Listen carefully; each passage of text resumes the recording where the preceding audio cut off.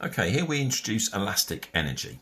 And this is why in the first, chapter 2 from the AS part of the FM1 course, we talk about potential energy as gravitational potential energy, because now we have elastic potential energy that will be thrown into the mix as well. Now the exercise itself, this one is very, very simple, exercise 3C, but there are details in your exercise book of why this is the case. But essentially the work done in stretching or compressing a spring, so stretching a string or a spring or compressing a spring from its natural length is same as the elastic potential energy that's stored in that string or spring.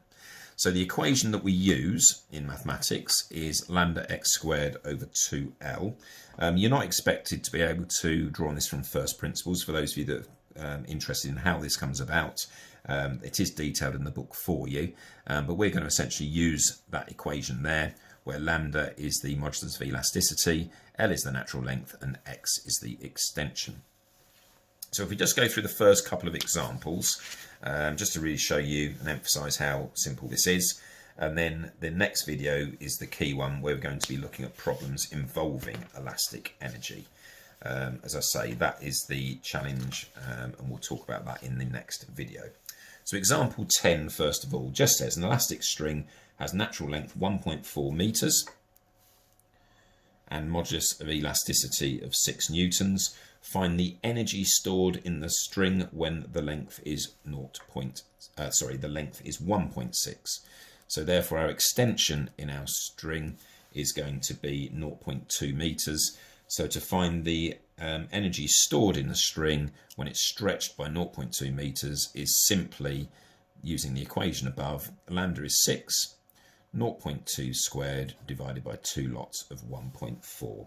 And that gives you a value of 0.086 joules. Remembering that energy is measured in joules, and that's two significant figures. And then example L, this is where the wording is important, because it says the work done in compressing the spring this time, from a length of 0.5 meters to a length of 0.3 meters. So again, here we've got a natural length of 0.6 and modulus of elasticity 10 newtons. And we need to find the work done in compressing it from a length of 0.5 to a length of 0.3. So if we find the elastic potential energy stored in the string when x equals 0.1 meters, okay, because that's what the extension will be when it's 0.5, and we find the elastic potential energy when the extension in the string has been increased to 0.3 meters.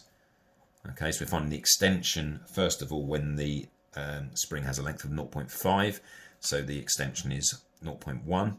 I say the extension again, the compression, and then at the final point where the length is now 0.3 meters, you can see the compression is 0.3 meters.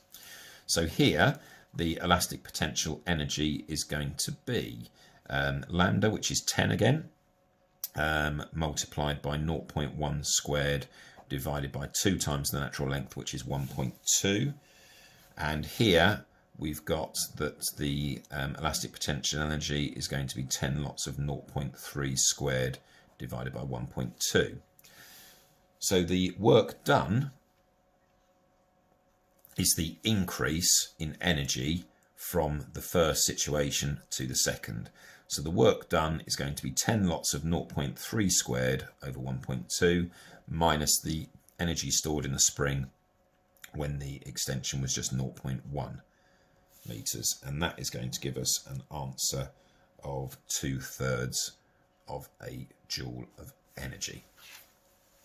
So it's just the understanding again that the elastic potential energy stored in a string is exactly equal to the amount of work done to stretch the string or spring to that point in the first place. So that's all you need for exercise 3C. This is probably the easiest exercise in the whole of the chapter. So I'll join you again shortly for the final video where we look at problems involving energy.